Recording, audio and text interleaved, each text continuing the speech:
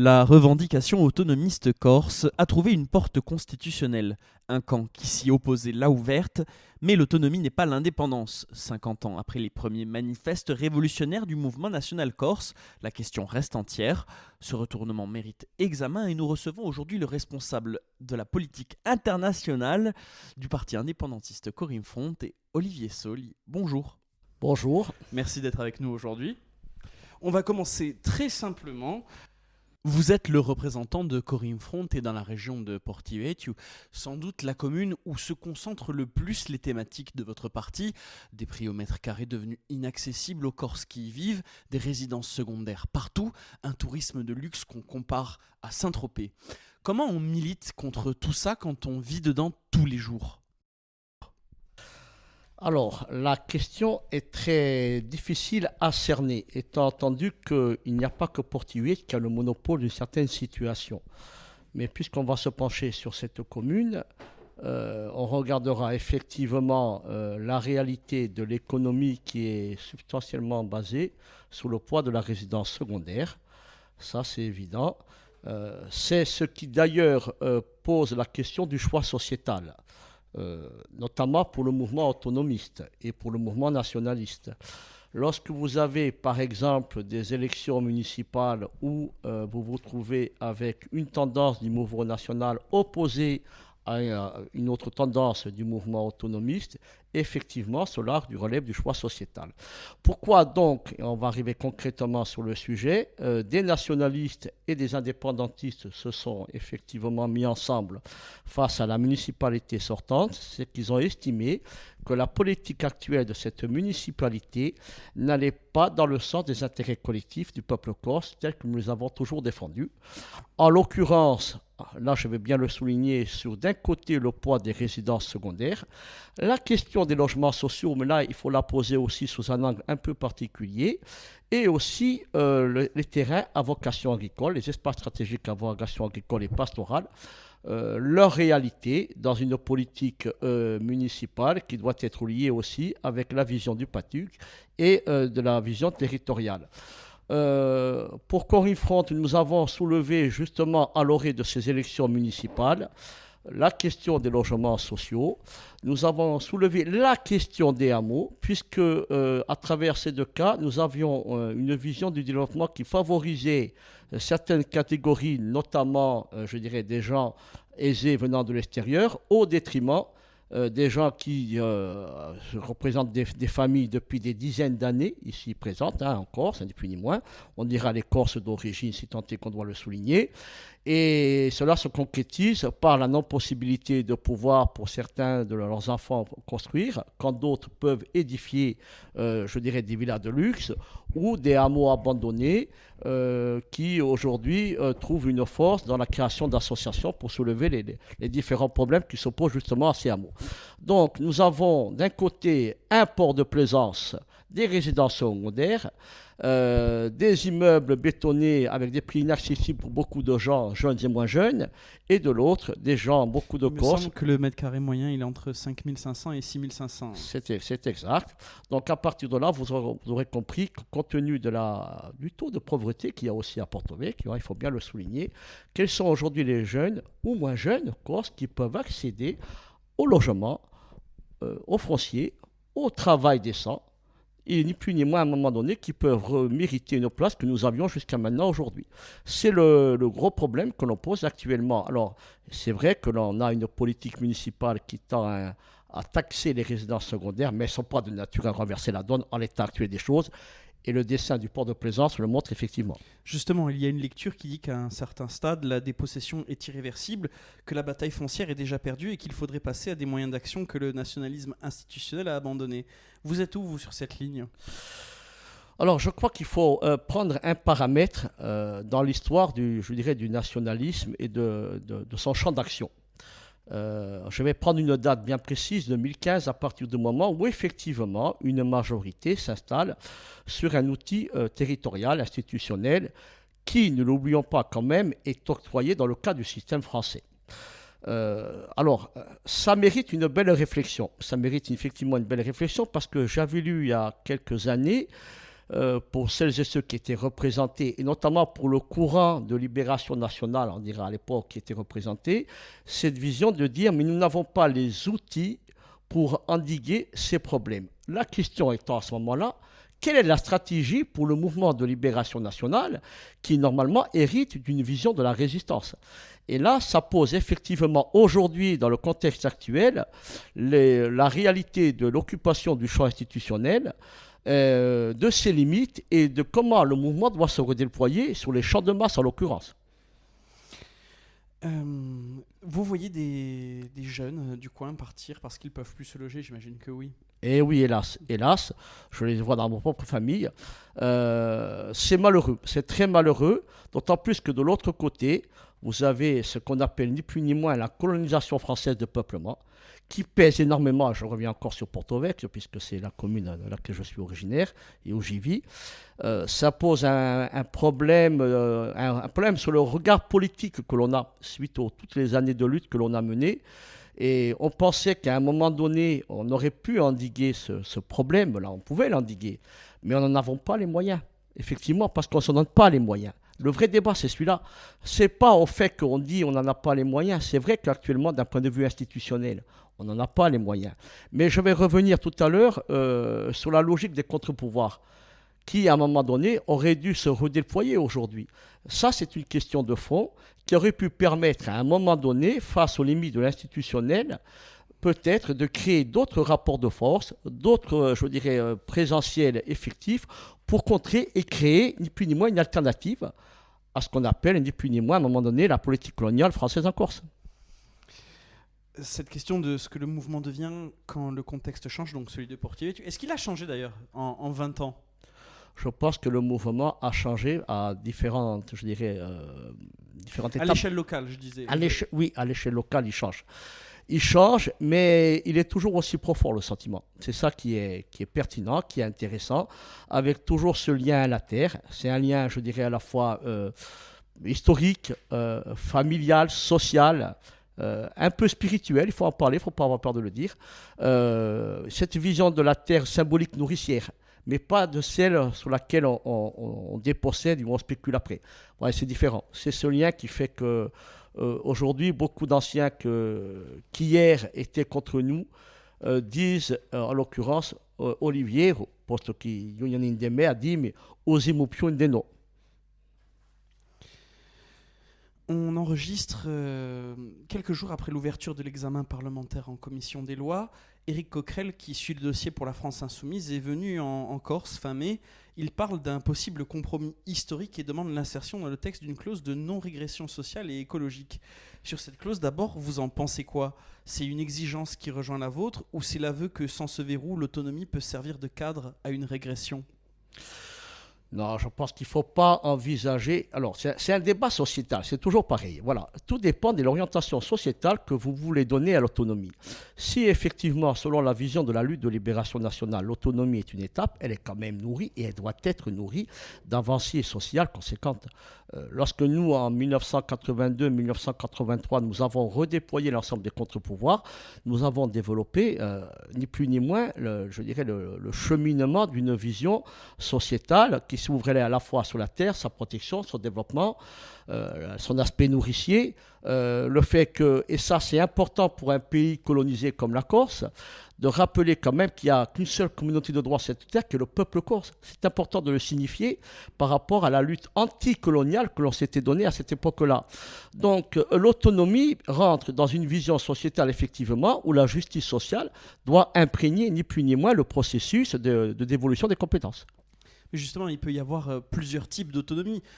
C'est pour ça que, justement, à mon avis, il est important pour quelqu'un comme Éric Coquerel, qui est à la France Insoumise, qui est un parti de gauche, qu'il y ait une clause de non-régression sociale, parce qu'il pourrait y avoir différentes visions du nationalisme qui pourraient peut-être ne pas avoir l'intérêt idéologique que cette clause y figure. C'est ce que j'expliquais au tout début avec la vision municipale que pouvait développer par exemple une tendance contre une autre. Alors effectivement, et vous aurez compris que mes orientations socialistes que j'ai toujours défendues depuis mon âge de 14 ans avec mes idées indépendantistes m'ont toujours amené sur le terrain de la justice sociale, du bien commun, du bien public. Et je pense que dans cette optique-là, nous pouvons encore préserver la Corse d'un certain nombre, je dirais, d'effets ou même de moteurs spéculatifs qui touchent certes le foncier, mais pas seulement. Vous avez les secteurs économiques qui aujourd'hui vivent au monopole et ça, c'est très dangereux pour la Corse. Qu'est-ce qui manque dans ce texte aujourd'hui, au-delà de la clause de non-régression? Je pense que le véritable débat dans ce texte, en fait, il manquerait peut-être 3 éléments. Oui. 3 éléments, et un pouvait déjà prendre appui sur le texte que nous avons voté à l'Assemblée de Corse. C'est qu'une évolution statutaire n'est jamais définitive, elle est évolutive, effectivement par la conception de l'évolution. Donc elle est amenée à être revue, à peut-être corrigée, modifiée par un regard du peuple. Alors qu'est-ce qui manque dans l'évolution statutaire? C'est que l'autonomie consacre une étape dans un processus de réparation historique. Parce qu'il ne faut pas nier que le rapport entre la Corse et la France est un rapport de nature historique. C'est très important de le signifier. Et que ce rapport de nature historique part d'un fait précis de la conquête d'un État indépendant à l'époque en Méditerranée. Et que la notion de peuple corse est très importante. Au moment où on parle de constitution, je pense que la notion de peuple corse est incontournable d'un processus de réparation politique, historique, et il s'opposera inévitablement à l'État français de le reconnaître. Justement, Coquerel parle de compromis historique. L'expression dit bien qu'il considère ça comme un aboutissement pour Corinne Front, et l'autonomie est censée être une étape vers l'indépendance, comme vous le disiez, pas une fin. Comment vous tenez cette divergence avec un allié qui voit le même texte comme une destination? Je pense qu'il va avoir une vision d'étape. C'est un pragmatique révolutionnaire, je n'ai pas peur des mots. Je pense honnêtement que, ayant débuté dans le mouvement de libération nationale avec ma vision de la Corse indépendante, je rappellerai ce que le petit livre vert décriait. On va y venir. Avec Pascal Paoli, notre pays a été indépendant. C'est très important de le rappeler historiquement pour comprendre qu'à un moment donné, des forces populaires se mettent en mouvement pour opposer une résistance face à un État qui historiquement a détruit un gouvernement indépendant, un pays qui était libre. Donc le compromis historique, il n'est pas encore entier. Il est bien d'utiliser les mots, mais il faut en donner un véritable contenu. Il est bien qu'un homme politique français s'y empare, mais ce qu'il faut, c'est qu'au niveau de l'État français, au plus haut de l'État français, on s'empare ni plus ni moins de la notion des réparations historiques, de la reconnaissance du peuple corse et de son droit à l'autodétermination. Cette bataille parlementaire actuelle ne fait sens que rapporter à l'origine du processus. Le projet de loi constitutionnelle sur l'autonomie est passé en Conseil des ministres en juillet 2025. Sans la mort d'Ivan Colonne et les émeutes de 2022, ce texte n'existerait pas, d'aucuns le disent. Ce n'est pas une négociation gagnée à la table, c'est une panique d'État gérée. Est-ce que cette origine change ce qui a été accordé ? Alors d'abord, il n'y a pas de négociation à parité, on dira comme ça, entre les forces du mouvement national et le gouvernement, ou du moins l'État français. Ça, c'est une première chose. Effectivement, il y a eu un contexte qui a été créé à partir de l'assassinat politique d'Ivan Colonne, et je pense qu'il ne faut pas oublier ce contexte tel qu'il est actuellement et tel qu'il peut peser encore dans les mois ou années à venir. Il ne faut jamais, à un moment donné, oublier comment cela s'est passé et comment cela peut se reproduire. Ce qui manquait à l'époque, et ça, par contre, il faudra peut-être mieux l'analyser, c'est un mouvement national fort qui aurait pu, à un moment donné, peut-être transcender une certaine vision institutionnelle pour aller au-delà de ce que le contexte pouvait amener. C'était ni plus ni moins arracher, peut-être à un moment donné, une nouvelle force de négociation politique sur au moins une volonté de réparation historique. L'autonomie, je dis franchement, c'est une étape, c'est très bien, à partir du moment où le contenu n'est pas vidé. C'est là que ça devient beaucoup plus important. Et il y a une leçon de l'histoire qui rappelle de manière pertinente, et surtout pour la Corse, qui a connu 80, 90, un peu 2000, le colonialisme français n'a pas vocation à s'automutiler. Ça veut dire que le mouvement national, et notamment les forces indépendantistes, ont toujours intérêt à garder comme vision stratégique le rapport de force populaire, parce qu'on est loin encore, je dirais, de la coupe aux lèvres à avoir gagné cette liberté. Des peuples ont obtenu des statuts après un soulèvement et ont perdu ensuite leur capacité à se radicaliser parce que le cadre institutionnel absorbe l'énergie militante. L'autonomie corse fait ce travail d'absorption sur Corinne Front? Alors, c'est un peu l'analyse que j'expliquais auparavant. Le fait qu'à un moment donné, une initiative qui a été prise par une direction à un moment précis a institutionnalisé ni plus ni moins l'ensemble des courants de la lutte, qu'elle soit issue de la lutte de libération nationale ou du mouvement national autodétermination île ou du mouvement autonomiste. Pas entièrement. Et là, la question de fond. C'est une question de fond, d'ailleurs très pertinente et très intéressante, et je m'adresse aussi aux organisations de jeunes que j'ai pu écouter avec attention il y a quelques jours à l'Assemblée de Corse, c'est que dans leurs revendications, je pense que je serais sur leur même base, leur même volonté, leur même état d'esprit de faire évoluer beaucoup plus les choses qu'elles n'ont évolué effectivement. Donc le piège de l'institutionnalisation est évident. Ça vous permet ni plus ni moins pour un État de contenir ce qui peut aller ailleurs. Et moi, quand je parle d'ailleurs, je parle du champ social, c'est-à-dire du mouvement des masses sous lesquels on doit impérativement se redéployer. Corinne Front a une stratégie qui va dans ce sens. D'ailleurs, je pense qu'on le démontre assez. Peut-être qu'elle n'est pas encore aussi performante qu'elle devrait l'être, mais elle amène quand même des résultats. Ceci précisé, je pense que c'est à l'ensemble du mouvement national qu'il faut poser la question, et plutôt même à ce qui s'en empare, parce que honnêtement, l'institutionnalisation, on l'a connue en 81, on sait ce que ça a donné, 90, on sait ce que ça a donné, 2000. On est toujours dans un champ institutionnel, mais on n'a plus les rapports de force qu'on avait à l'époque. Il faut faire attention à ça. Et je pense qu'aujourd'hui, ce qui doit peser, c'est une réorganisation stratégique du mouvement national, avec effectivement une réorganisation du mouvement indépendantiste de libération nationale, et peut-être avec des jeunes qui ont compris le sens de la stratégie, et non pas de la posture. La posture n'est pas spécifique à la jeunesse, elle est spécifique à beaucoup de choses. Mais politique politicienne. Voilà, exactement. Mais je pense que lorsqu'on brandit le mot indépendance, c'est pas ni plus ni moins pour, entre guillemets, ajuster une quelconque revendication par rapport à un contexte. Non, c'est construire, ni plus ni moins, à un moment donné, une projection de souveraineté nationale avec des étapes bien précises. C'est ça une stratégie. Donc, lorsqu'on arrive à avoir cette vision stratégique, on sait où on va et ce qu'on va faire après. C'est ça que, plus ou moins, j'essaie de développer au sein de Corinne Front avec d'autres, bien sûr. Très bonne transition. Depuis 2015, depuis que les nationalistes dirigent la collectivité, les prix fonciers en Corse du Sud ont augmenté de plus de 40%. Vous dénoncez la spéculation, vous bloquez des fonds d'investissement à l'aéroport, mais la majorité que vous soutenez à la collectivité n'a pas mis en place d'encadrement des prix. Comment garantir que l'autonomie ne produira pas une bourgeoisie nationale qui reproduit l'exploitation en changeant simplement la langue et les têtes ? Mais nous sommes encore une fois sur la vision sociétale. Je pense qu'il y a des étapes qui nécessitent des partenaires particuliers. Et je dirais des fois à ces partenaires particuliers encore un effort pour être révolutionnaire, entre guillemets. Ceci précisé, le risque d'une bourgeoisie n'est pas à attendre. Il y a déjà. Je pense qu'aujourd'hui, quand vous voyez les secteurs économiques stratégiques tels qu'ils sont perçus par certaines forces, et l'étendue de ces forces, notamment dans le foncier ou dans l'immobilier, vous êtes face à un nouveau système très dangereux qui, demain, va semer les graines d'une nouvelle révolte que la jeunesse risque de mener.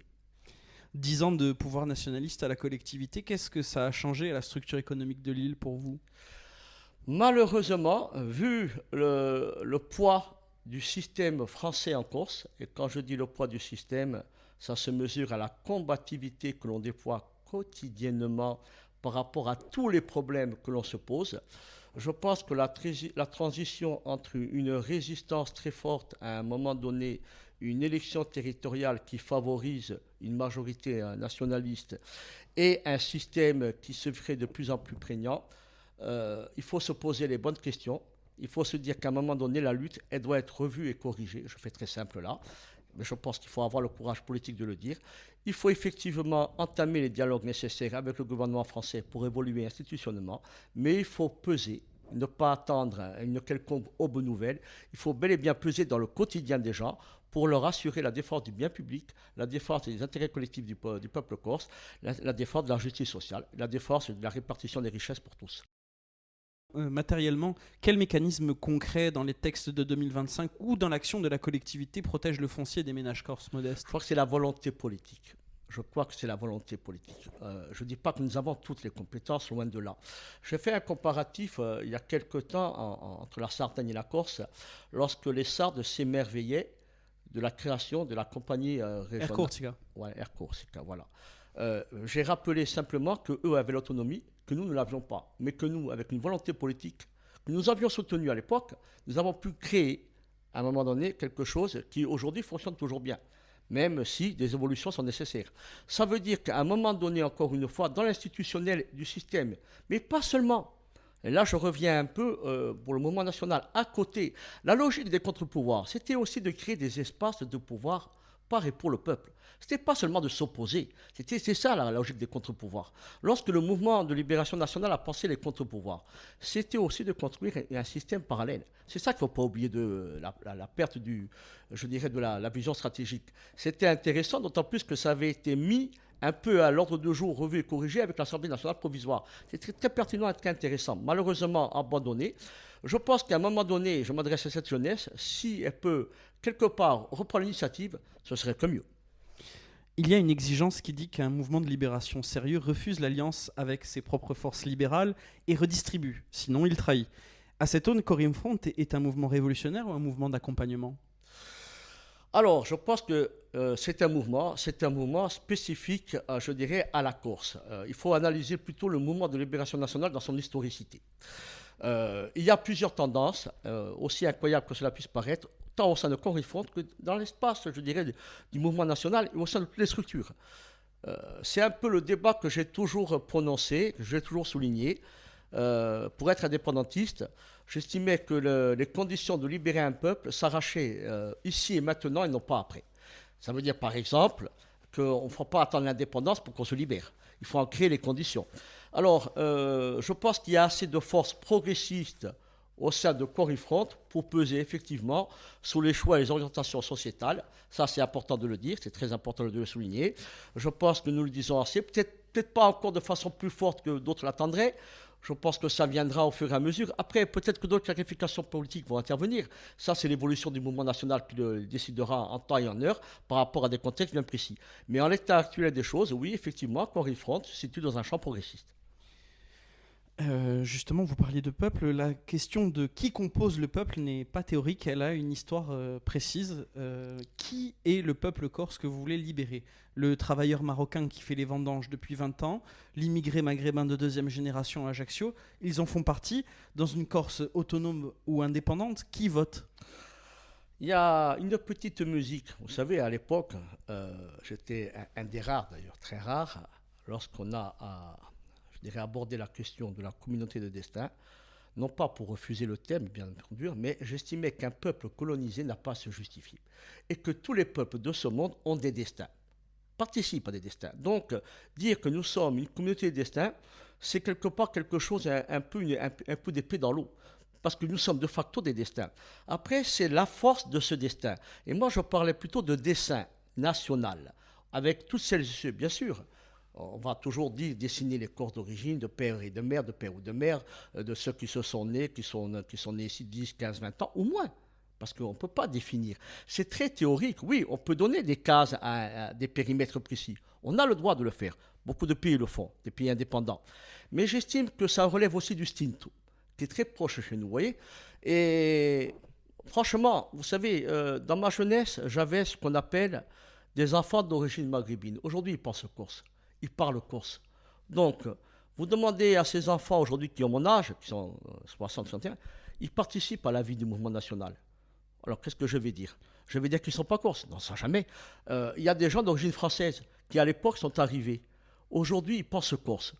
Mais ils sont corses. Ils sont corses. Je ne vais pas dire, non, ils ne sont pas corses. Leur origine a été telle, mais aujourd'hui, ils sont nés ici et ils participent avec nous. Moi, je pense que c'est quelque chose de beau. Alors, on ne va pas catégoriser de façon raciale ou suprême, je dirais, un peu suprémaciste, c'est un peu débile, excusez-moi du terme. Je pense qu'à un moment donné, il faut s'en tenir à la vision nationale qui veut se construire. Je rappellerai pour celles et ceux qui s'en réclament que la vision nationale, ce n'est pas une alliance avec des identitaires français, c'est bel et bien, ni plus ni moins, le destin d'un peuple qui a été étouffée et qui demande ni plus ni moins à retrouver sa liberté, et avec tous celles et ceux qui veulent participer à ni plus ni moins retrouver cette liberté et qui se retrouvent dans ce pays. Corinne Front a une position officielle sur les droits politiques des résidents non corses installés durablement. Nous avons le statut de résident à 10 ans, mais je pense qu'il ne faut pas avoir peur d'aborder ce schéma aujourd'hui. La problématique, c'est que le véritable débat, c'est qu'on a plus cette force populaire, sociale, sociétale qui a intégré les gens. C'est ça la réalité. La langue, par exemple, y participe énormément. C'est peut-être pas pour rien aujourd'hui que l'État français met des bâtons dans les roues à Skolagours. Je regarde qu'il y a plusieurs écoles linguistiques sur le territoire dit français, que les écoles n'ont pas de problème et qu'elles ont beaucoup plus, je dirais, d'élèves que nous, mais que nous, avec le peu d'élèves que nous avons toujours des problèmes, et c'est assez amusant que ça survient au cœur d'un débat qui s'appelle le débat sur l'autonomie. Alors, c'est là qu'on voit que notre langue participe, ni plus ni moins, non pas d'une vision identitaire, mais du choix du peuple corse. C'est ça qui est important. Mais personne ligne, perso peuple, c'est ça qu'il faut dire. Et c'est ça qui est véridique, c'est que la langue participe de la construction d'un peuple. C'est ça qui est très bien. D'ailleurs, je fais une petite référence à mes amis basques que j'appréciais beaucoup, qui me disaient, à leur façon, hein, ils le diraient mieux dans leur langue que moi, je pourrais le dire, c'est que qui parle basque devient basque. Ça m'avait vraiment touché, cette façon de présenter les choses. Des mouvements d'indépendance ont fondé leur définition du peuple sur le critère ethnique et ça a produit des expulsions. Risque réel ou caricature de ce que vous proposez ? Alors, il y a toujours, à un moment donné, des dérives ethnistes. Mais il y a plusieurs formes de dérives, en fait. Hein. Je pense que... Alors, il y a des replis sur soi, des replis identitaires. Paradoxalement, nous ne pouvons pas dire que nous avons développé ce genre de concept, loin de là, au contraire, je l'ai rappelé auparavant par rapport à ma vision du peuple. Le risque, c'est pas tellement qu'il y ait un repli identitaire chez nous, c'est plutôt la profusion des idées mélangées avec celles du système dominant, avec ce néopopulisme qui n'en a rien à foutre de la Corse, mais qui veut se servir aujourd'hui de la Corse comme un réservoir à la fois électoral, mais surtout avec une vision stratégique pour détourner ni plus ni moins notre nationalisme, je dirais, d'opprimé, pour le dévier, ni plus ni moins, de sa volonté d'acquérir l'État souverain que la Corse a été au XVIIIe siècle. C'est ça le véritable débat. Le premier programme du FLNC, le livre vert en 1976, était marxiste-léniniste, tiers-mondiste, je dis tiers-mondiste avec des guillemets. 5 ans plus tard, le livre blanc l'efface et adopte une ligne compatible avec l'économie de marché.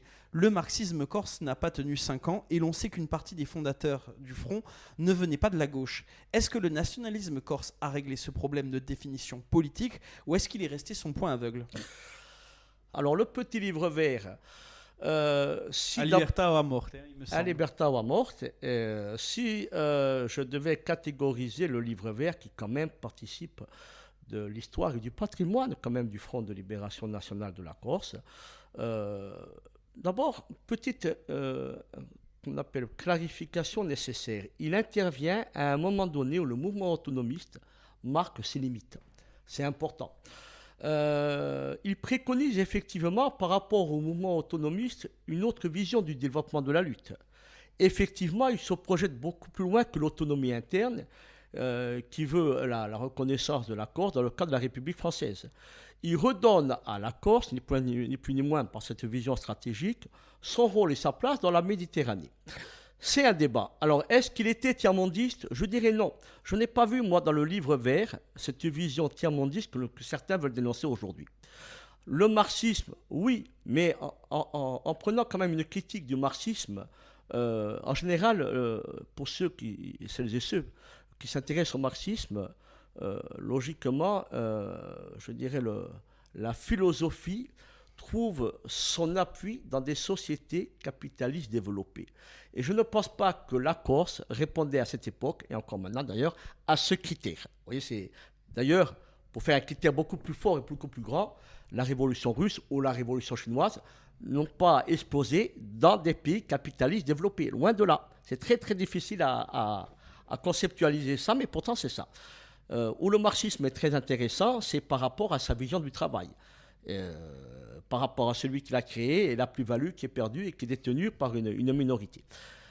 Concernant la Corse, je pense que son objectif, c'était surtout de montrer, et c'est un peu bizarre parce que de développer un concept populaire quand même si à l'intérieur, effectivement, il n'y avait pas que des forces de gauche. Il y avait effectivement des forces, on dira libérales.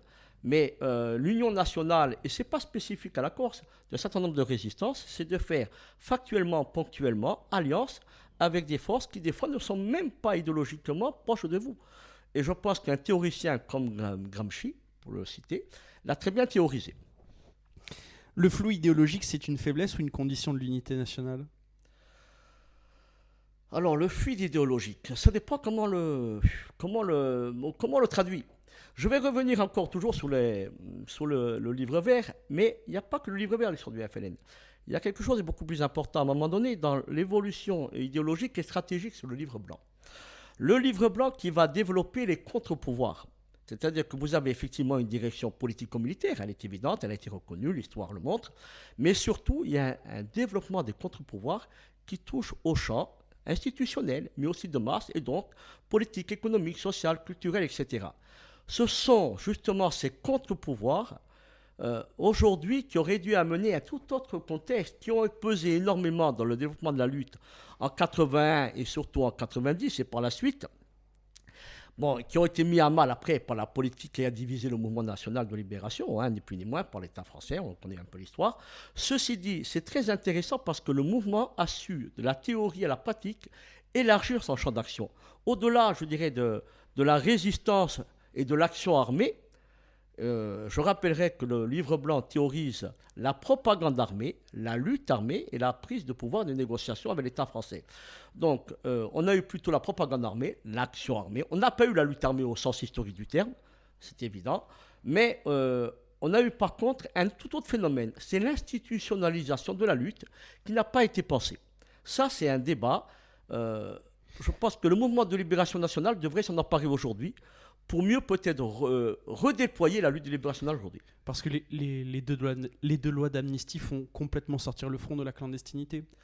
Les deux lois de l'amnistie, j'en ai bénéficié la seconde, je le rappelle, sont quand même arrachées à moi pour le développement de notre lutte, qui est organisée, structurellement organisée, pensée, stratégiquement, etc. C'est très important de le signifier. Donc ce sont des avancées conséquentes.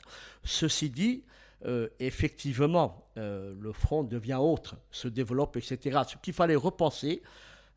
Et pourtant, il y a deux phases très importantes qu'on a tendance aujourd'hui à oublier, qui sont à souligner. C'est l'avant-projet de société 1 et l'avant-projet de société 2, qui, ni plus ni moins, préconisent encore une fois, et dans un contexte international qui est très particulier, en 90 à peu près, à l'écoulement du mur de Berlin, un socialisme corse, qui n'a rien à voir avec un dogmatisme idéologique, mais qui s'imprègne de nos propres réalités, et qui d'ailleurs reste d'actualité, puisque dans le champ progressiste, tel que, dans lequel Corinne Front se situe, je rappellerai la notion du bien public, du bien commun, des intérêts collectifs. Ça participe de cette vision sociétale que nous défendons. Et pour citer quelqu'un qui n'est pas, qui est indépendantiste, mais qui est dans un autre courant, qui est Nazione, j'ai vu que mon ancien collègue Jean-Claude Talamone a développé dans son dernier livre cette vision socialiste de la Corse. Il y a une thèse qui dit que le nationalisme, dès qu'il met l'identité au-dessus de la classe, glisse mécaniquement vers la droite, quels que soient les fondateurs et les intentions. Qu'est-ce qui structurellement empêche Corinne Front de suivre la pente? Est-ce qu'il y a des exemples historiques qui étayent ce genre d'argument? Oui et non. Le Vietnam ne l'étaye pas. L'Algérie ne l'étaye pas. Beaucoup de mouvements de libération nationale, l'Irlande du Nord, le Pays de Galles, l'Écosse, le Pays Basque, la Catalogne ne l'étayent pas. Il faut se poser les bonnes questions. Notre nationalisme, c'est un nationalisme d'oppressé. On n'est pas dans une vision État-nation qui étouffe justement les peuples et les nations dignes de ce nom. Nous sommes dans des constructions qui participent à un moment donné dans l'histoire d'un règlement du marché capitaliste et qui a participé à la construction de l'Union européenne. C'est ça qu'il faut regarder. Je pense que honnêtement, le concept identitaire n'a rien à voir avec le nationalisme tel que nous le défendons d'un point de vue de réparation historique ou de lutte de libération nationale, et c'est important de le souligner. Le FLNC s'est proclamé marxiste-léniniste en 1976, puis a basculé en 1981 avec le livre blanc compatible avec l'économie de marché. Le nationalisme corse a donc déjà démontré, une fois, que son contenu de gauche ne résistait pas à sa composition sociale réelle. La question directe, qu'est-ce qui a changé concrètement dans la composition de Corim Front et par rapport au FLSC d'origine ? Je pense qu'il y a des évolutions qui tiennent compte aussi d'un certain nombre de paramètres à la fois propres à la société corse et aussi à l'international. Vous êtes dans un contexte méditerranéen, vous êtes dans un contexte européen, vous êtes dans un contexte économique de mondialisation à laquelle vous ne pouvez échapper. Et d'ailleurs, on en paye aujourd'hui parce qu'on n'en mesure pas encore toutes les conséquences, une réalité sur le terrain en Corse.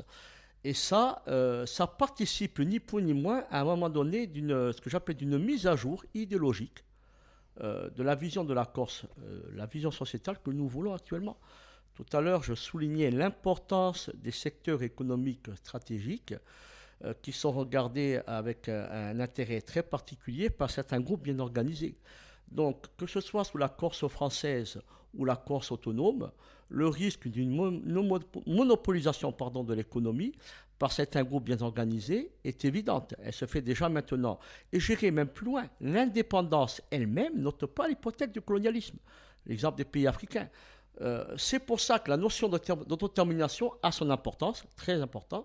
Et c'est pour ça que je m'appuie encore essentiellement sur la stratégie des contre-pouvoirs telle que le FLNC l'avait édictée à partir de 1981, qui était à même de créer des conditions autres que celles que nous impose le système pour peut-être progressivement construire ni plus ni moins une autre vision où au moins les intérêts collectifs du peuple corse ou le bien public corse seraient considérés par rapport à, je dirais, à la dangerosité de la monopolisation, même à un moment donné plus ni moins, du fait que nos terres soient bradées, nos terres soient confisquées et que d'autres secteurs économiques émergent, ni plus ni moins, sur la disparition programmée du peuple corse. C'est très dangereux. Le terrain, justement, petit moment de dialectique. On va parler de deux communiqués de Corim Front. Et le premier date de juin 2025. Après le blocage du Vatel Capital à l'aéroport d'Ajaccio, dénonce un fonds d'investissement, des prête-noms, la spéculation foncière. Le second, août 2025, sur la rixe de Ghisonaccia, a qualifié un groupe issu de la communauté marocaine et conclu par l'injonction de respecter la Corse ou de la quitter. Comment expliquez-vous que le même mouvement désigne le capital dans un cas et le voisin marocain d'Altro, je cite, dans l'autre ? Alors, je pense que je mettrai quand même une importance plus singulière sur Vatel, je me le permets, que sur le petit contexte de Ghisonaccia, qui a été en grande partie grâce en partie à notre intervention. Je pense qu'il ne faut pas, je dirais entre guillemets, trop appuyer sur ce genre de problèmes. Pourquoi ? Parce que ce sont des problèmes du quotidien. On peut les gérer, entre guillemets, d'une toute façon. On n'a pas besoin des fois de communiquer. Je dis franchement, de communiquer. Le relationnel humain suffit amplement. Et je n'ai pas peur de le dire, puisque je le pratique. Ça peut faire patcher, c'est bien de le dire. Ça permet à un moment donné de mettre les gens à parité et se de rappeler à tous celles et ceux qui, entre guillemets, ne seraient pas corses, je mets ça au conditionnel, de dire à un moment donné, s'il y a une communauté qui a des règles, des habitudes, des respects, etc., et que c'est valable aussi pour eux, on peut se respecter, on ne peut pas être d'accord sur tout. Plutôt qu'à un moment donné, se retrouver dans des risques, des conflits, que d'autres peuvent instrumentaliser, et pour d'autres logiques. C'est ça qui est très dangereux. Et je pense que l'auteur ou les auteurs d'un communiqué régional avaient surtout peur que d'autres instrumentalisent à un moment donné, ni plus ni moins, ce genre de problème. Et il faut le comprendre parce qu'effectivement, nous sommes tout à l'heure, je l'ai bien précisé, quand même sous une logique qui vise à ni plus ni moins, amener, en le vidant de ces, de ces substances, fondamentales, notre nationalisme sur une dérive identitaire. Et ça, c'est très dangereux et tenu par des pro-français. Donc le second, moi je pense que Vatel est plus important. Ça dénote évidemment d'un projet beaucoup plus sociétal.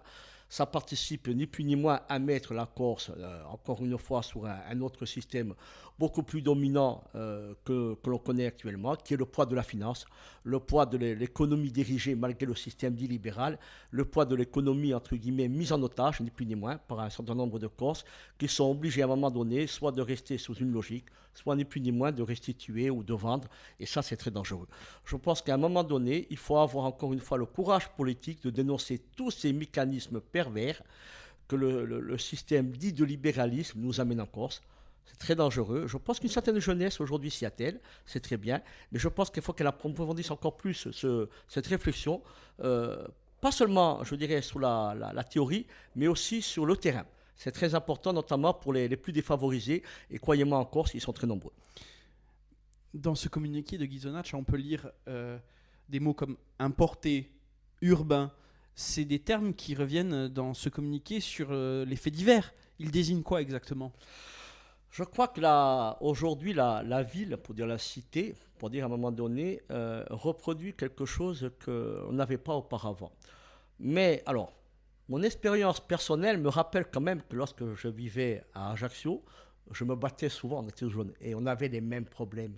Je pense honnêtement qu'aujourd'hui, on a par contre en face un système qui est complètement décomplexé sur sa vision théorique de la société, qui s'est décomplexé de partout, que ce soit par la communication, parler, visuel, une campagne de propagande qui ne dit pas son nom est très forte et qui pèse énormément sur les consciences et qui fait qu'aujourd'hui un petit fait divers peut être monté en épingle, ni plus ni moins, et sur lequel il nous faut rapidement intervenir. Peut-être on a tort été maladroit, c'est un débat, hein, mais je pense qu'il faut rapidement intervenir pour justement éviter l'écueil du néopopulisme qui n'a rien à voir avec ni plus ni moins le chemin, le schéma même, je dirais, que l'on développe pour celles et ceux qui veulent participer au dessein national. C'est très important de le dire. Encore une fois, il ne faut pas avoir peur aussi de dire que certains comportements, notamment lorsque, quelles que soient les origines, là je parle, hein, sont amenés par des formes de petites organisations sur des trafics de drogue au départ, on en rigole, mais après ça prend une autre forme, après ça prend d'autres formes encore plus conséquentes, ça peut toucher aux politiques, ça peut prendre une autre image, ça peut aller de l'autre côté de la mer, et ça touche là aussi le politique, l'administratif, etc., la justice, la police, et un jour on découvre une mafia. Vous voyez comme c'est dangereux. Je pense qu'il ne faut pas avoir peur de dénoncer à un moment donné, fût-il un petit système, pour pas qu'il se déploie d'une autre manière, avec une dangerosité qu'on a tendance un peu à oublier et qui participe au maintien du système, qui est la mafiosisation de la Corse. Il y a une différence entre dénoncer des intérêts économiques et désigner un groupe racialisé après une bagarre. Où est la ligne de votre texte? Alors, encore une fois, je pense qu'il faut partir du postulat que le peuple corse n'est pas reconnu et que tous les petits agissements, à un moment donné, lorsqu'ils ont pour des corollaires, je dirais, de ce genre racialisé, non, pas racialisé, évitons ce genre Quand même, c'est un champ lexical d'extrême droite. C'est le champ lexical existe, je sais. Je l'entends souvent, on me dit il est d'origine ci, il est d'origine ça. Mais je dis souvent, je vais parler franchement, hein, parce que je ne vous cache pas que je suis sollicité pour ce genre de problème assez quotidiennement, je ne le cache pas. Mais vous n'allez pas intervenir parce que le voisin, il est d'origine chinoise, il travaille chez X, Y ou Z, il a mal parlé à votre femme, et donc c'est un étranger qui a pris la place d'un Corse. C'est pas vrai, c'est pas comme ça qu'il faut le voir. Ça n'a rien à voir. Je vous dis franchement, moi, le meilleur champ d'action, c'est d'aller discuter directement avec les gens et leur faire comprendre qu'à un moment donné, même si c'est très difficile en pédagogie, je comprends que quelqu'un qui vient d'ailleurs ne peut pas comprendre la Corse en une heure d'explication, c'est évident. Mais je crois que le mouvement national doit faire preuve de pédagogie, y compris lexicale là aussi, pour éviter les écueils là où le néopopulisme nous attend. Là, je suis entièrement d'accord. Faut faire très attention. Par contre, j'invite aussi celles et ceux qui, à un moment donné, notamment les jeunes, se saisissent de toujours ces faits divers.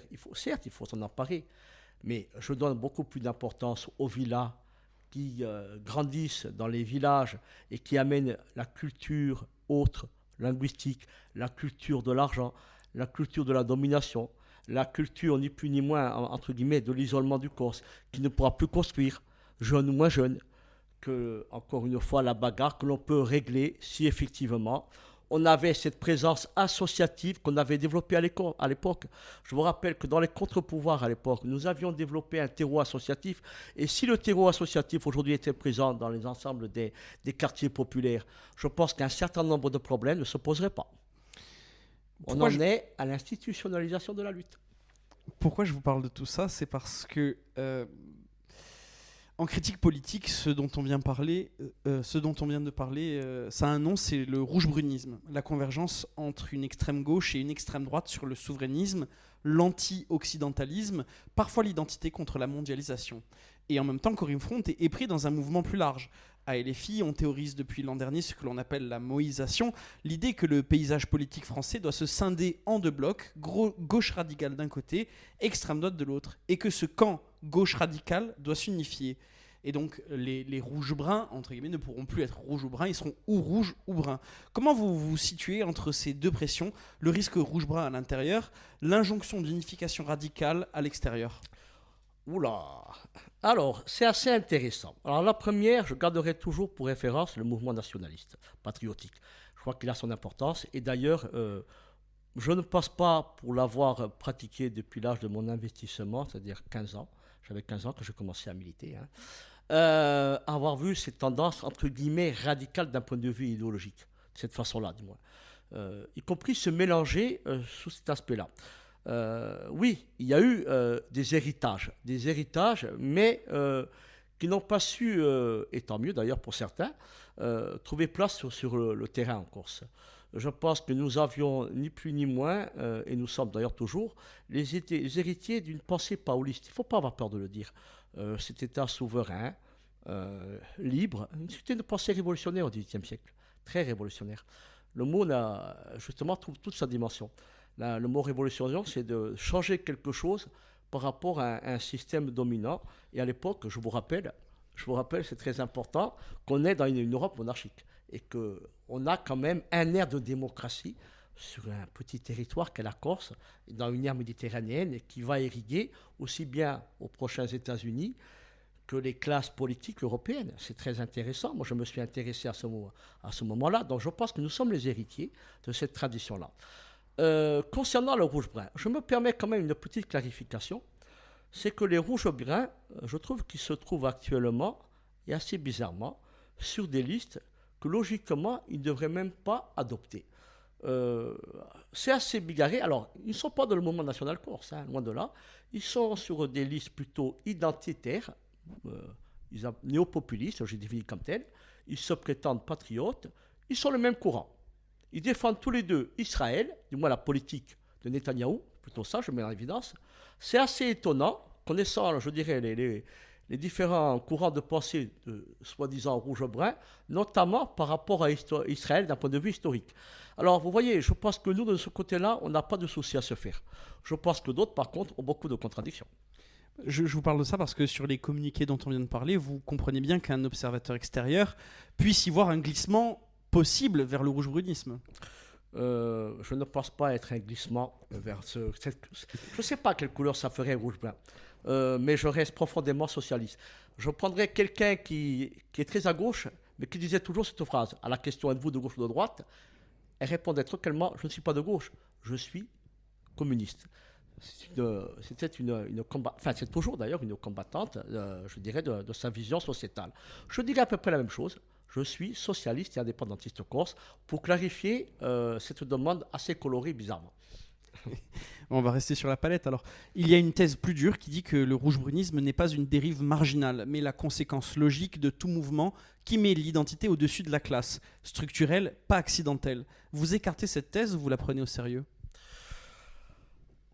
Alors, est-ce que l'identité prend le pas Je suis dans cette vision un peu, je vais être un peu même nominatif, un peu de ce que disait ou écrivait Jean Nicole, le résistant communiste qui est mort, assassiné par les fascistes italiens pendant la Seconde Guerre mondiale. Vous voyez cette vision qui a été développée par son petit-fils aussi, lorsqu'il a motivé son engagement au sein du FLNC.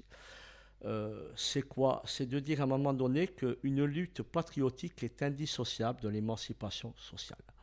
Donc l'identité, encore une fois, l'identité, moi, me fait peur. Le mot identité, je vous dis franchement, c'est pas l'affirmation de ce que l'on est. Je préfère, moi, au mot identité, choquenosimo. Je préfère le dire en corse que le dire en français. Vous voyez, le mot en français, identité, ne me correspond pas parce qu'il me renvoie à des schémas déjà sclérosés, faux, qui renvoient à une vision française que je ne partage pas. Parce que moi, en France, je connais la Catalogne, le Pays Basque, l'Alsace, la Bretagne, l'Occitanie, qui ne sont pas français pour moi. Je ne vois pas ce que c'est cette vision française. Si ce n'est, à un moment donné, cette vision qui a éteint tant de richesses, tant de cultures et tant de peuples. Cette vision d'ailleurs qu'on a étendue ailleurs en Afrique et qui pèse encore dans le système dominant par rapport à certains pays qui sont même maintenant indépendants. Donc moi je préfère honnêtement le dire en langue corse, Chokenosime, et ça participe du dessein national, de faire la nation corse, de vouloir la nation corse, qui a existé, qui a été un exemple à un moment donné au XVIIIe siècle, et que l'on doit aujourd'hui retrouver. J'espère que dans ce balbutiement du XXIe siècle, malheureusement, beaucoup d'horizons sont obscurcis, on puisse trouver les conditions d'affirmer ce dessein national, en toute, je dirais, légitimité, et avec cette vision de l'être humain, du respect à l'autre, tout simplement, sans discrimination, sans vision sectaire, je dirais à un moment donné des réalités des uns et des autres. Non, ce n'est pas la Corse que l'on veut, qu'on a connue et qu'on construira, surtout pas. Cette tension entre l'identité et la classe, c'est aussi ce qui s'éprouve à l'international. Vos communiqués lisent la base militaire de Solenzara comme une occupation française, et vous avez porté ça en Sardaigne en décembre 2025, puis à Ponte Novo en janvier 2026 avec des organisations sardes et siciliennes. Si la France fermait Solenzara demain, est-ce que cela changerait quelque chose au rapport de force qui maintient la Corse dans la République ? Très bonne question. Voilà, très bonne question. Ça renvoyait tout à l'heure à l'argumentation que j'ai soulignée, à savoir que l'indépendance n'ôte pas forcément l'hypothèque du colonialisme. Alors, pourquoi les bases ? Parce qu'elles renvoient ni plus ni moins, d'abord sur la Corse, à une domination historique, qui est la présence militaire française en Corse. Pourquoi avec les Sardes et la Sicile ? Parce que nous avons au moins ça en commun. C'est-à-dire qu'on prendra la Sardaigne et la Sicile comme une autonomie, mais où les nations ne sont pas reconnues. Et nous avons un débat sur l'autonomie actuellement, mais où le peuple n'est pas reconnu. Paradoxalement, nous sommes des bases stratégiques d'une vision qui aujourd'hui pèse énormément dans le contexte international. Je vous rappelle deux conflits qui ont leur importance, que ce soit l'Europe avec l'Ukraine, ou que ce soit le Moyen-Orient avec la Palestine, le Liban, Israël et l'Iran, pour les nommer.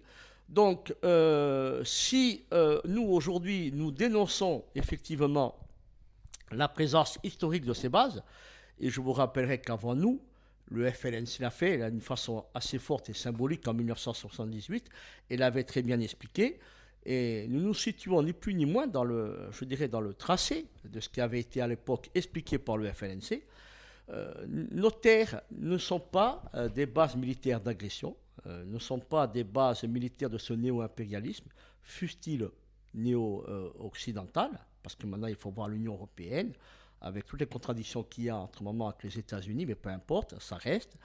Et comme l'a si bien expliqué Paul Félix l'autre jour, je pense que lorsqu'on développe une Corse libre, on développe aussi une neutralité stratégique de la Méditerranée qui reste avant tout quand même un berceau des civilisations. Et Dieu sait si les hommes politiques de droite et de gauche en France et ailleurs en Méditerranée l'ont souligné. Par le passé, on a pu retrouver les forces de Tsahal à Solenzara. Qu'est-ce que vous en pensez ? Elles sont actuellement aussi en Sardaigne. Ce que je regrette là-dedans, c'est qu'on a une tendance à oublier que la Palestine figure en Méditerranée. Et qu'avec cette campagne, encore une fois, très décomplexée à tous les niveaux que l'on connaît ou que l'on subit actuellement, la Palestine est l'agresseur d'un pays qui a déjà un État souverain. Je pense qu'à un moment donné, lorsqu'on inverse une situation, c'est très dangereux et on assoit actuellement une politique dramatique. Personnellement, je n'ai pas peur d'employer par rapport à la politique de M. Netanyahou le mot de génocide tel que ça se passe actuellement à Gaza. Je crois que lorsqu'on a connu le XXe siècle et un peuple comme, je dirais, Israël, avec l'histoire qu'elle a subie, n'a pas le droit historique de reproduire ou de laisser reproduire à cette échelle-là ce qui se passe actuellement à Gaza. Quelles articulations entre la lutte anti-base et le processus constitutionnel en cours ? Je pense que la vision sur les bases militaires a le mérite, au-delà du débat constitutionnel, de créer une autre étape, c'est de situer déjà la Corse sur deux aspects. Déjà, au Riaquist, la réacquisition des terres, c'est très important. Donc, et deuxième mot, comme ce que j'ai expliqué auparavant, à savoir la vision stratégique d'une neutralité pour des pays qui veulent rester libres et qui n'ont pas à rentrer dans des logiques de conflit qui ne les concernent pas, surtout lorsqu'elles sont étayées et appuyées par des logiques d'expansionnisme très dangereuses. On vient d'en parler sur la Palestine, votre solidarité est claire. Un peuple, une occupation, un colonisateur identifiable. Cette solidarité est devenue un consensus large à gauche. Est-ce qu'elle n'est pas devenue justement une façon de se dire internationaliste à moindre coût? Non, non, parce que je pense qu'aujourd'hui, alors sur la Palestine en particulier, parler de la Palestine, pour certains, ça relève du courage. J'estime que ça relève d'une vision naturelle, mais effectivement, je m'en suis aperçu que pour certains, il ne faut pas en parler. Vous voyez que c'est quand même incroyable. Au moment où on se parle tous les deux, le mot Palestine fait peur et renvoie à des schémas complètement fous qui n'ont pas prise avec la réalité. Qui n'ont pas prise avec la réalité. Par contre, non, la Palestine entre dans une vision de politique internationale que nous avons développée prioritairement sur la Méditerranée. C'est très important de développer la Méditerranée et tout autant de développer les peuples et nations non reconnus au sein je dirais de l'ère méditerranéenne et aussi dans le cadre de l'Union européenne. C'est un axe stratégique que nous sommes en train de développer depuis un certain nombre d'années entre évidemment la Sardaigne, la Sicile, mais aussi la Catalogne, le Pays Basque, la Bretagne. Je pense que petit à petit, nous verrons émerger un espace qui pourra peut-être poser des questions pertinentes, y compris d'un point de vue juridique, sur le droit des peuples à disposer d'eux-mêmes dans le cadre de l'Union européenne. Mais ce soutien à la Palestine, il vous engage en quoi concrètement? À une motion à la collectivité de Corse? Je pense que cette motion n'a pas été seulement posée par Corinne Front, elle a été posée et votée majoritairement par un certain nombre de forces politiques, avec des discussions, certes, qui ont eu le mérite de clarifier les positions des uns et des autres, mais c'était très intéressant, mais qui ont rappelé qu'à un moment donné, et ça moi je le souligne, un peuple n'est jamais libre s'il en regarde un autre sans sourciller. Vous voyez, ça c'est quelque chose de très important. Alors c'est vrai qu'avec toutes les injustices que l'on peut connaître dans le monde, on ne peut pas sauter malheureusement sur toutes les situations, c'est très compliqué. Mais encore une fois, je vous rappelle que la Palestine est en Méditerranée, comme Israël l'est. Et honnêtement, ne pas en parler relève, entre guillemets, soit d'une lâcheté politique, soit au contraire d'un choix politique qui clarifie les enjeux pour la Méditerranée à venir. La Palestine sert-elle aussi à valider l'analogie corse, la Corse comme territoire occupé? Et si oui, est-ce que l'analogie tient vraiment? Je pense qu'il appartient à un moment donné aux forces indépendantistes de libération nationale qui effectivement construisent cette voie-là, de faire reconnaître, de faire acter par les autres peuples en lutte le fait national corse. La Palestine et la Corse, c'est pas nouveau. Je rappellerai que quand même dans les années 77-78, il y a eu, c'est pas un secret, hein, c'est écrit, des petits liens entre des forces palestiniennes et des forces résistantes corses. C'est ni plus ni moins un choix naturel. Par contre, ce qui manque, au-delà de ça, c'est plutôt une stratégie d'ampleur internationale qui permette non pas des rencontres avec des forces, je dirais, de libération nationale autres, mais de faire acter par ces forces-là le principe de reconnaissance du peuple corse et de son droit à l'autodétermination. Je pense que dans un mouvement commun bien organisé avec une stratégie je dirais, très claire sur le sujet, ça peut peser autant en Méditerranée, ça peut peser autant en Union européenne, ça peut peser aussi bien à l'ONU. Après, il y a des choix politiques aussi à faire. Ça, c'est très important. Par exemple, nous n'avons pas fait, nous, le choix de l'Azerbaïdjan, justement, par rapport au fait que l'Azerbaïdjan soutenait effectivement l'État israélien par rapport à sa politique sur la Palestine. D'autre part, nous ne sommes pas rentrés dans cette logique-là. Dans votre communiqué de mai 2026, vous défendez la représentation hébraïque de Bastia contre un prosélytisme précis. Vous vous réclamez de l'île des Justes, vous savez donc distinguer et nommer sans amalgame. Cette finesse, pourquoi elle s'applique là et pas quand il s'agit de qualifier une rixe à Ghisonaccia ou de nommer la Russie? Oh, je te dirais pas bien joué. Mais ceci dit, c'est bien souligné quand même. Non, l'île des Justes consacre tout le monde. En fait, parce que l'île des Justes a été souvent employée par un courant bien précis qui touche Israël. Il faut en être fier. Bien qu'il faut quand même rechercher dans l'histoire de l'occupation de la Corse par les forces nazies et fascistes pour peut-être déceler quelques petites failles. Je n'oublie pas quand même que beaucoup de maires ont été jugés pour collaboration. Il ne faut pas l'oublier, ça aussi. Il faut avoir la mémoire large et non pas à un moment donné la glorifier, surtout lorsque on a perdu des fois ce côté un peu sombre de notre histoire. Il faut le rappeler aussi. Ceci dit, là je suis d'accord, l'île des Juifs consacre tout le monde, quel qu'il soit. Et je pense que c'est à notre actif de faire entrer, tout à l'heure je l'ai expliqué, dans le dessein national des uns et des autres, quelle que soit leur origine, celles et ceux, voyez, qui veulent participer à cette vision sociétale du droit des peuples à être libres, notamment au peuple corse. On va continuer de parler de votre grille d'analyse à l'international, ne serait-ce que sur l'Artsakh, un peuple chrétien autochtone écrasé militairement par l'Azerbaïdjan en septembre 2023, plus de 100 000 personnes déplacées en une semaine. Corim Fronte ici communique. Et sur le Soudan, déchiré entre deux forces également réactionnaires, le Congo oriental pillé, là, pas de communiqué. Qu'est-ce qui fait qu'un peuple opprimé devient audible pour le nationalisme corse et qu'un autre reste invisible ? Sur l'Arsat, quand même, je vais rectifier. Nous avons communiqué plusieurs fois. Nous avons rappelé, y compris avec insistance encore récemment, que la République d'Arsat, nous l'avons reconnue. Nous avions d'ailleurs demandé aux représentants en France de l'Arsat une rencontre, justement, pour amener le débat en Corse. D'ailleurs, le génocide, la reconnaissance du génocide arménien avait été votée. C'est important de le souligner, mais bon, ça n'a pas pu se faire pour des raisons qui tiennent à la diplomatie française avec l'Arsat et l'Arménie. Ça se comprend aussi. Mais ceci dit, oui, nous avons soutenu l'Arsat, nous soutenons toujours l'Arsat, c'est très important. Cela aussi participe de la clarification avec l'espace né avec l'Azerbaïdjan, justement, où nous pensons que la lutte de libération nationale que nous développons ne peut pas, entre guillemets, coller avec des visions qui, justement, mettent de côté certaines luttes et certains peuples. C'est un manque de moyens, un manque d'analyse ou la grille qui ne fonctionne pas quand le colonisateur n'est pas occidental ? Je parle du Soudan et du Congo. Alors, concernant l'Afrique, on touche beaucoup au Moyen-Orient quand même. Alors, c'est vrai que sur l'Afrique, on a beaucoup moins de prise. C'est paradoxal parce que la Corse est située entre un continent européen et un continent africain. Je pense que dans les années à venir, cette question va se développer autrement, pour différentes raisons.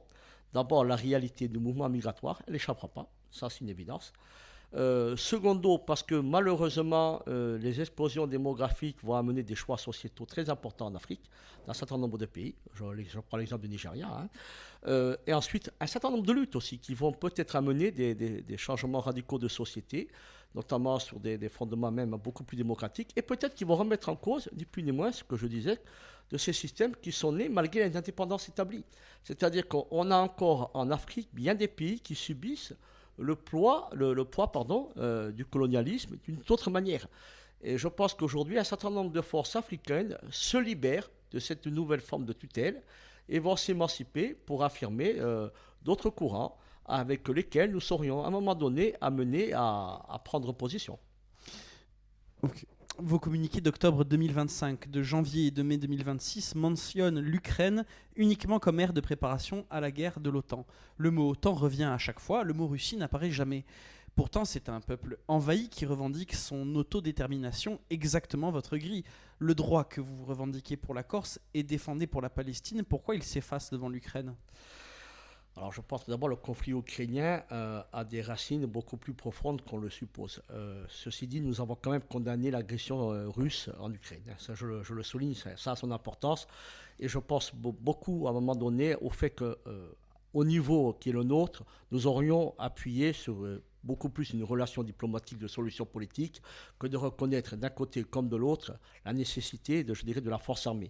On en voit aujourd'hui le prix que cela a. Par rapport à l'OTAN, c'est un débat de fond. Ce n'est pas la Russie qui est présente en Corse. C'est bien l'OTAN.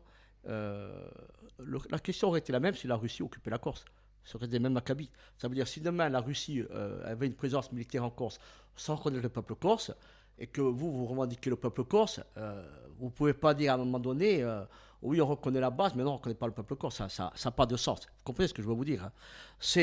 La problématique, c'est que l'OTAN est une force, une autorité civile et militaire à la fois européenne sous un regard américain qui est élargie sur, je crois, 29 pays européens et qui trouve une extension très prononcée en Méditerranée à laquelle n'échappe pas la Corse. Ce n'est pas la Russie qui est présente en Corse. C'est là que je dis que je précise la chose. Encore une fois, l'OTAN n'a pas dans sa vocation à reconnaître le peuple corse ou le droit des peuples en Méditerranée ou en Europe à disposer d'eux-mêmes. C'est la question qui se pose autant pour les Corses que pour les Basques, que pour Et les Ukrainiens alors? que pour les Catalans, etc. Je parle de la politique concernant les peuples non reconnus. Concernant, encore une fois, l'Ukraine, je rappelle qu'on a condamné l'intervention et je pense que compte tenu de la dimension internationale de ce conflit, pour éviter justement ce qu'on craint, c'est-à-dire l'extension des conflits, la dégénérescence ni plus ni moins des rapports de force militaires, et la Corse, la Sardaigne ou la Sicile, pour les nommer, pris en otage, il faut impérativement une solution politique à laquelle la question aussi du Donbass n'échappera pas. C'est une question de fond à laquelle, là aussi, on parle de l'Ukraine, il faut aborder. Je vous rappelle qu'avant l'invasion russe, il y avait quand même des accords politiques qui spécifiaient ni plus ni moins la réalité du Donbass et qui n'ont pas été respectés par le gouvernement qui actuellement fait la guerre avec les Russes. Donc vous voyez, c'est très complexe, c'est très compliqué. Et la question de fond qui se pose aujourd'hui à l'Union européenne, la question de fond, c'est pourquoi ce choix motivé que de participer à un élan militaire européen en réduisant, je dirais, de façon très drastique, très forte, l'ensemble des fonds pour d'autres champs économiques, notamment je pense à l'agriculture en Corse. J'ouvre cette parenthèse parce que lorsqu'on a dénoncé il y a quelques années, on a écrit un livre, justement sur la présence militaire de l'OTAN en Méditerranée, ça a fait sourire. Il y a quelque temps, parce qu'il revenait de l'Europe, j'étais à l'Assemblée de Corse, j'ai vu des agriculteurs, dont un qui m'a dit, tu sais Olivier, tu avais raison, ils préparent la guerre. Nous, on n'a plus d'argent, ils ne peuvent même plus nous unir, mais par contre, tous les efforts d'argent vont vers la préparative de la guerre. Alors j'espère que ce ne sera pas ça. J'espère qu'à un moment donné, nous serons loin de ce schéma, mais à l'évidence, depuis des années, avec les forces avec les forces sardes, les forces siciliennes, nous voyons un effort de guerre conséquent sur les îles, qui est à souligner, qui nous prend en otage, qui pose la question ni plus ni moins encore une fois du développement de la guerre en Méditerranée et à ce moment-là du rôle et de la place de la Corse, de la Sardaigne et de la Sicile et des peuples non reconnus. Qu'est-ce qu'on devient à ce moment-là? Quel rôle a l'autonomie à ce moment-là dans ce cadre-là? Parce qu'il faut anticiper là aussi. C'est pas pour rien que nous abordons la question de la neutralité stratégique sur la Méditerranée. C'est une question qui a déjà été réglée par la 4e internationale. Soutien au peuple ukrainien, opposition à l'OTAN, refus du campisme dans les deux sens. Pourquoi à Corim Front on n'arrive pas à tenir les deux alors que c'est exactement la position que vous tenez pour vous-même face à la France? Je pense qu'à un moment donné, il ne faut pas avoir peur de dénoncer les néo-impérialismes d'où ils viennent. Je pense que la Russie n'échappe pas à ce schéma non plus. Il faut être objectif. Si elle n'a pas, je dirais, la même ampleur telle que peut le pratiquer, par exemple, ou l'a pratiqué du moins historiquement l'impérialisme américain, nul ne peut mettre de côté ce qui se passe, je dirais, avec la Russie sous le gouvernement de Poutine. C'est une évidence. Mais encore une fois, là où j'appuie concrètement, c'est que de notre côté, au tout début, nous avions d'un côté condamné effectivement l'intervention militaire russe et dénoncé les néo-impérialismes d'où qu'ils viennent. Et la Russie n'y échappe pas.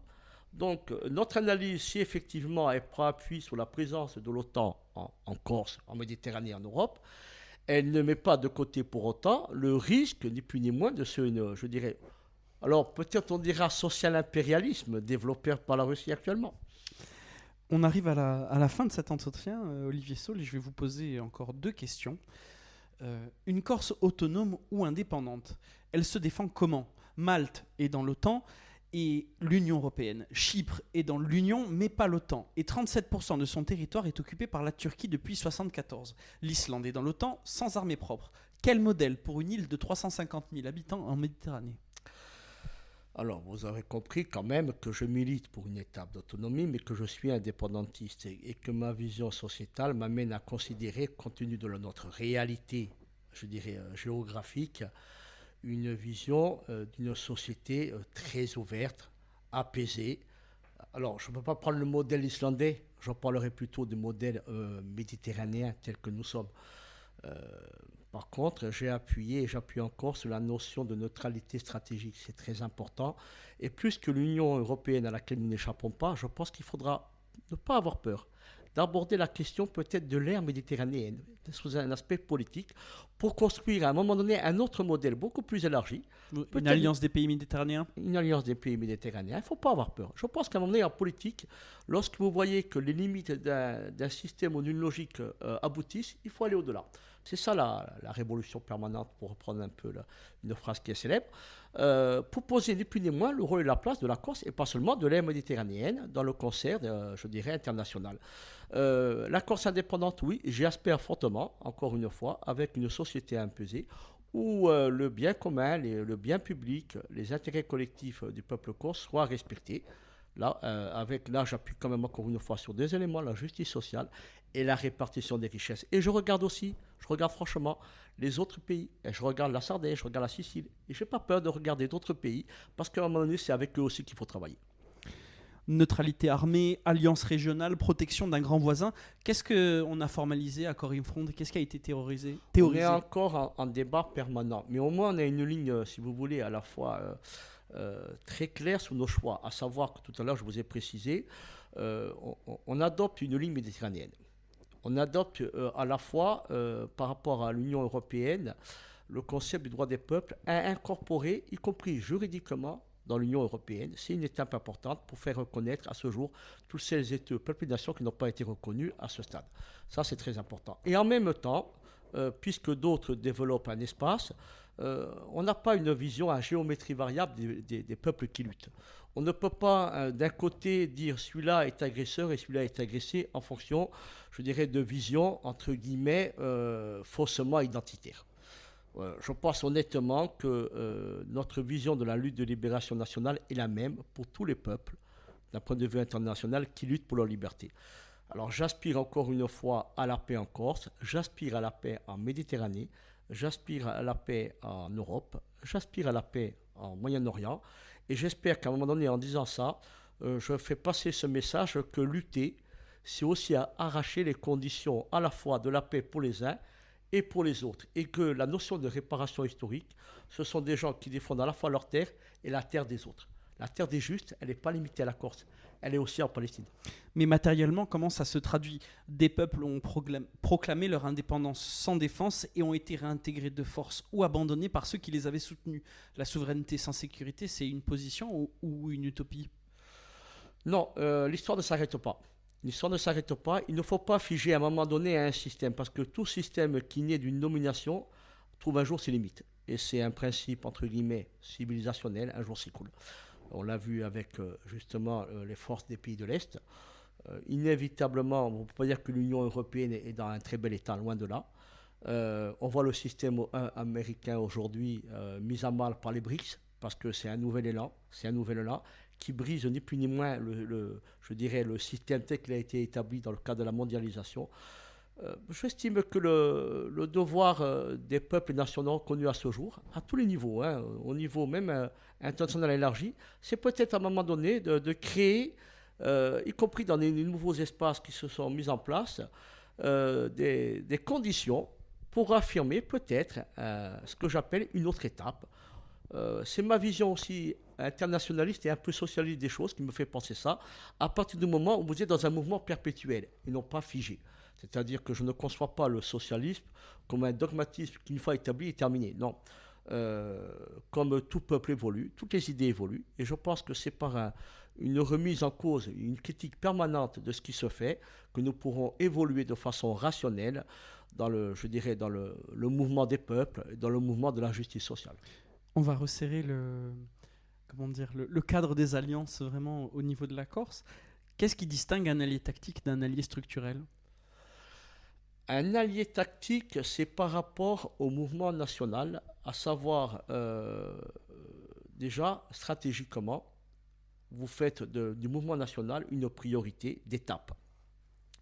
C'est-à-dire que vous pouvez nourrir une ou plusieurs étapes, c'est selon.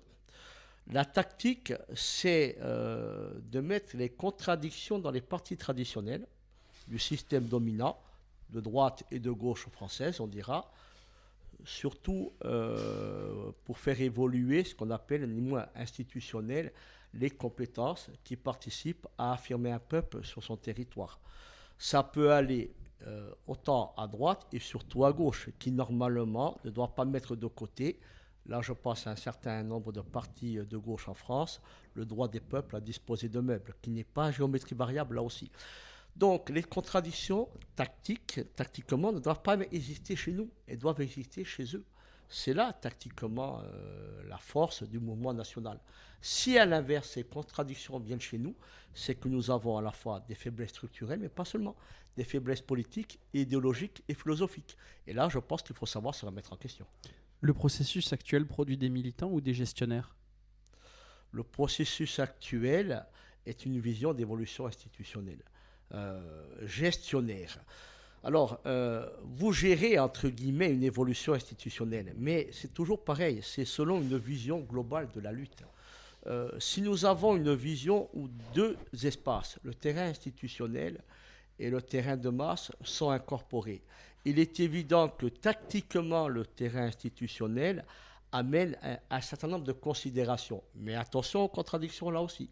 Il faut que les contradictions soient dans le système et non pas chez nous. À l'inverse, le terrain de masse, qui touche autant au social, au culturel, à l'économique ou à l'international, doit être déjà sur une toute autre étape, une toute autre phase, et doit participer par la suite à traîner derrière lui l'évolution institutionnelle. Dernière question, Olivier Sauli. Il y a une idée selon laquelle la révolution marginalise toujours ceux qui l'ont portée au profit de ceux qui arrivent pour gérer le compromis. Vous voyez ça se produire en Corse maintenant, autour de vous? L'histoire a montré effectivement la considération que vous avez soulignée. Le risque existe, hein, mais je pense que ce qu'il faut regarder, c'est l'apport que chacune et chacun a amené à cette lutte. Honnêtement, je crois qu'on n'a pas besoin de héros. Vous voyez, on a déjà pas mal de martyrs. On a beaucoup de gens sacrifiés, des martyrs dans le sens historique du terme, des familles endeuillées, des milliers d'emprisonnés, des poids sur des familles qui, encore maintenant, hein, certains vont voir le leur toujours de l'autre côté de la mer, etc. Je pense que l'objectif aujourd'hui, c'est d'être serein, tranquille avec soi-même, de dire si une évolution effective arrive, d'y avoir contribué. Je pense que l'histoire retiendra non pas un nom, si tant est que les noms soient importants. Je pense que les organisations sont plus importantes que les noms quand même. On en est à mesurer par exemple les 50 années du FLNC avec quand même une double vision, à savoir soit aujourd'hui ça va dans le bon sens et effectivement l'action du FLNC aura pesé sur cette évolution positive, soit ça ne va pas dans le bon sens. Et tout à l'heure, je vous disais que la création de nouvelles inégalités par la captation des secteurs économiques stratégiques avec une paupérisation, une misère, une pauvreté accélérée en Corse, va créer de nouvelles et graves injustices et qui peuvent amener les jeunes Corses de nouveau à se révolter avec de nouvelles armes. Et je vous dis encore une fois, la violence, elle ne sera pas de leur côté, elle sera de ce système-là. Alors, je pense que les 50 années du FLNC, si on veut les mettre à profit, mais surtout au niveau de l'État français, c'est de faire acte de réparation historique, y compris d'un point de vue sociétal, y compris aussi pour le mouvement national. Merci beaucoup, Olivier Sauli. De rien.